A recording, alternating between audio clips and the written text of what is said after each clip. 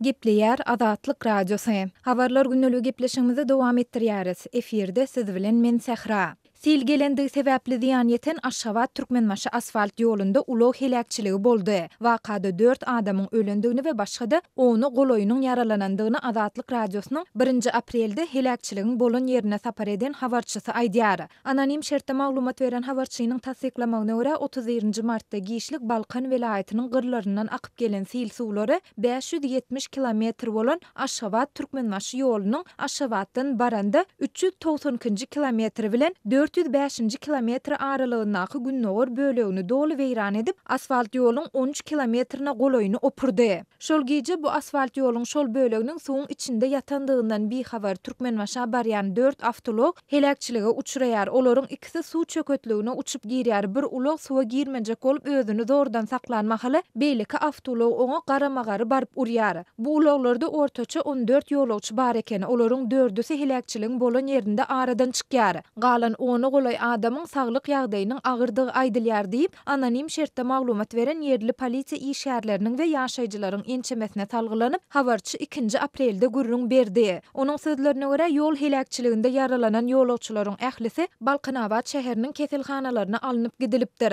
Azatlyk Radiosyna olaryň häzirki saglyk ýagdaýyny anyklamak başartmady. Şeýle-de Azatlyk Radiosynyň bu ýol helakçyligi barada Balkan welaýat polisiýasyndan we häkimliginden kommentari almak synanyşyklary hem netije bermedi. Azatlygyň habarçysy Aşgabat Türkmenmaşy asfalt ýolunyň gürrüň edilýän böleginde ägirt uly köýlüň dörändigini aýdyp, bu aralygyň ýol hereketiniň iň howply bölegine öwrilendigini hem belliýär. Köýlüň çuňlugynyň 1,5-2 metr aralygynda da aýdylýar. Bu ýerde ýokary voltly elektrik energiýasini geçirýän uly elektrik sütünleriniň 20den gowragy dolu ýykylypdyr. Olar suwuň içinde ýatyr. 1 aprelde bu sütünleri bejerýän diňe bir işçi topory bardy. Olar bu sütünlerdäki elektrikleriň düýbünden öçürilendigini aýtdylar. Ulaglar ýoluň diňe bir tarapyndan haýyrlyk bilen geçip bilýärler. Bu ýerde ýol hereketi juda howply diýip habarçy bellidi. Şeýle-de bu ýoluň uğrundaky elektrik sütünleriniň ýykylmagy we olardan geçýän elektrigiň kesilmegi sebäpli Bereket şäheriniň Dänata, Owoy, Uzynsu, Iskenler, Ok, Gaplanly, Düwünçi, Ajygoý, Kyjyk ýa-da owalarynyň we Ýasgy pasiýolugynyň ýaşaýjylary 1 aprelden ýagny öýlen saat 12-den bäri toksuz otyr. Ýatlatsak bu waka Türkmenistanyň Balkan we Mar welaýatlarynyň käbir etraplaryna silin gelmeginiň ýa-nyna gawat geldi. 30 martda ýygyderli ýagan çagwaly ýagyşlar netijesinde dören suw joşmalaryndan Mar welaýatynyň Tawtawazar şäherini şol sanda şäheriň mikroraýon diýilýän etrapçasyny sil bassy we bu ýeriň daşy harbalar hemde polisiýa işgärleri tarapyndan gawalyp alyndy. Suw basan ýere esli wagtlap hiç kim goý berilmedi diýip Azatlygyň habarçysy aýdypdy. Balkan welaýatynyň etrek etrawynyň ýaşaýjylary Sewitdäki suw joşmalary, ýollary we ilatly ýerleri basan sil suwlary zerarly bir hepde bäri gawawda ýurduň başga ýerlerinden üzgünlükde otyr diýip 29 martda Azatlygyň ýerli habarçysy habar berdi. Mart aýynyň 18-den 19-na geçen gije güýçli ýagan ýagşyň netijesinde Balkan welaýatynyň Bereket etrawynyň administrativ merkezini we onu goloy obasyny sil suw basdy. Türkmenistanyň prezidenti Gurbanguly Berdimuhammedow silin gelendigini tasdiklap, ýurduň gorunmak ministrini duýduruş we onuň ornwasaryna käýinç elan etse-de, türkmen häkimetleri we media terişdeleri ýurduň etraplaryna gelen sil we onuň ýetiren täsirleri barada dymyp gelýärler. Ýöne bu dymyşlygyň fonunda Türkmenistanyň Daşary işler ministrligi Iranyň güýçli çagwa ýagmyrlarynyň netijesinde bolup geçen suw joşgunlaryndan ejer çeken welaýatlarynyň ilatyna özüniň duýgudaşlygyny beýan etdi.